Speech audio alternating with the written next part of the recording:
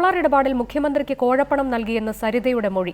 മുഖ്യമന്ത്രി നിർദ്ദേശിച്ചതനുസരിച്ച് 1,90,00,000 രൂപ കൈമാറിയെന്നാണ് സരിത സോളാർ കമ്മീഷനിൽ നൽകിയ മൊഴി. 1,10,00,000 രൂപ ദില്ലിയിൽ വെച്ച് മുഖ്യമന്ത്രിയുടെ സഹായി തോമസ് കുരുവിളയ്ക്ക് കൈമാറി. അറസ്റ്റിലാകുന്നതിന് 2 ദിവസം മുൻപാണ് പണം കൈമാറിയതെന്നും സരിത പറഞ്ഞു. 7 കോടി രൂപ മുഖ്യമന്ത്രിക്ക് നൽകണമെന്ന് ജിക്കുമോൻ ആവശ്യപ്പെട്ടതായും സരിത പറഞ്ഞു. സോളാർ കമ്മീഷന് മുന്നിൽ ഞെട്ടിക്കുന്ന വെളിപ്പെടുത്തലുകളാണ് സരിത എസ് നായർ നടത്തിയത്.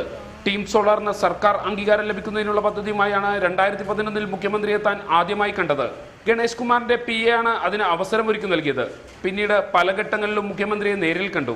കൂടാതെ സലിം രാജ്, ജിക്കുമോൻ, ജോപ്പൻ തുടങ്ങിയവരുടെ മൊബൈൽ ഫോണിലും മുഖ്യമന്ത്രിയെ വിളിച്ചിട്ടുണ്ട്. ജിക്കുമോന്റെ സഹായത്തോടെ സോളാർ മെഗാ പവർ പ്രോജക്റ്റിനെ കുറിച്ച് മുഖ്യമന്ത്രിയോട് സംസാരിച്ചു. വേണ്ട സഹായം ചെയ്തു നൽകാമെന്ന് മുഖ്യമന്ത്രി ഉറപ്പു നൽകി. മുഖ്യമന്ത്രിക്ക് 7 കോടി രൂപ നൽകണമെന്ന് പിന്നീട് ജിക്കുമോൻ പറഞ്ഞു. ദില്ലിയിലെ വിഗ്യാൻ ഭവനിൽ വെച്ച് മുഖ്യമന്ത്രിയെ കണ്ടിരുന്നു. മുഖ്യമന്ത്രിയുടെ ദില്ലിയിലെ സഹായി കുരുവിളയാണ് ഇതിന് അവസരമൊരുക്കിയത്. പണം ശരിയാക്കി വെച്ചിട്ടുണ്ടെന്ന് മുഖ്യമന്ത്രി അറിയിച്ചു.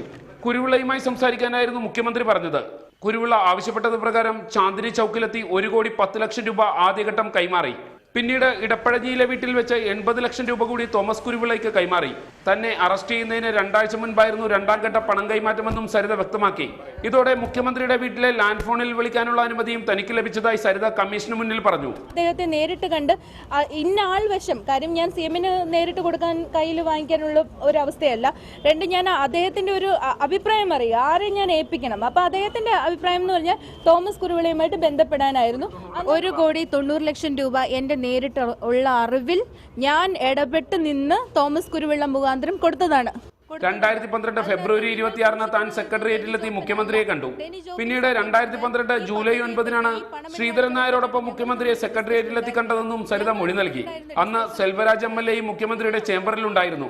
മുഖ്യമന്ത്രി നൽകിയ ഉറപ്പിനെ തുടർന്നാണ് Sreedharan Nair solar mega power പ്രോജക്റ്റിന് പണം കൈമാറിയതെന്നും സരിത പറഞ്ഞു.